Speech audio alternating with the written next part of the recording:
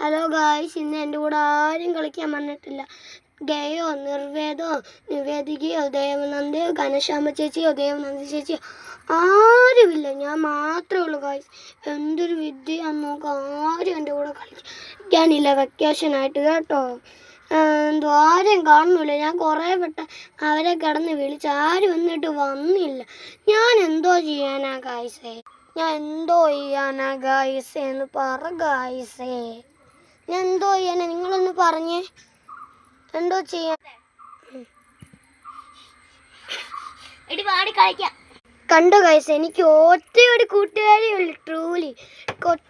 എൻ്റെ ഏറ്റവും ട്രൂലി ഫ്രണ്ടായ എൻ്റെ ദേവനന്ദ മാത്രമേ ഉള്ളൂ എനിക്ക്. ടാറ്റാ.